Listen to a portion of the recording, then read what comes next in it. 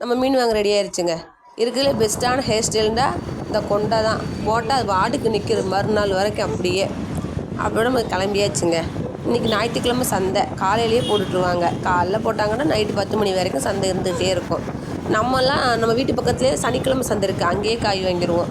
இது ஞாயிற்றுக்கிழமை சந்தை. சனிக்கிழமை வாங்க முடியாட்டா ஞாயிற்றுக்கிழமை சந்தையில் வாங்கிக்கலாம். ரெண்டுமே பக்கத்தில் தான் இருக்குது. இங்கிட்ட நாட்டுக்கோழிலாம் எப்போவுமே இங்கனக்குள்ளே விற்பாங்க. நாட்டுக்கோழி, காடை எல்லாமே விற்பாங்க.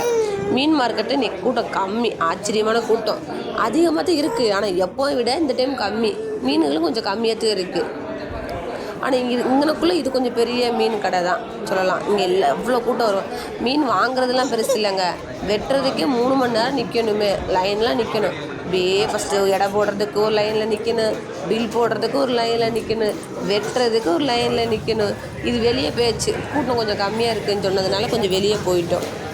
நம்ம அப்படியே கொஞ்சம் வெளியே போயாச்சு. வெளியே முன்னாடியில் வெளியே அவ்வளோ மீன், இந்த ஆற்று மீன் நிறைய டேம் மீன் அது நிறையா இருக்கும். இன்றைக்கி இதில் கம்மி ஒன்றுமே காணோம். இல்லாட்டா நிறைய இருக்குமே. எங்கள் ஆள் நிற்கிறாங்க 2 பேருமே. அதோட சரின்னு சொல்லிட்டு நம்ம இந்த மீன் தான் வாங்கியிருக்கோம். அதுனா பாறை மீன் நண்டு வாங்கியிருக்கோம். நண்டு அதோட வாங்கிட்டு வெட்டுறதுக்கே 2 மணி நேரம் ரெண்டாப்பில் இருந்துச்சு.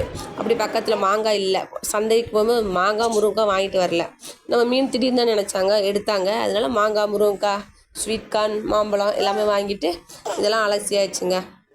அலசிட்டு இட்லி ஊற்றலாம். 11 மணி 11:30 ஆயிடுச்சுன்னு பார்த்தா இவங்களுக்கு தோசை வேறு வேணுமா. பாய், அடுத்த ஒரு வீடியோவில் பார்க்கலாம். 2 ஊற்றி கொடுத்துட்டு அப்போ சாப்பிட்டாச்சு, அவ்வளோதான். பாய்.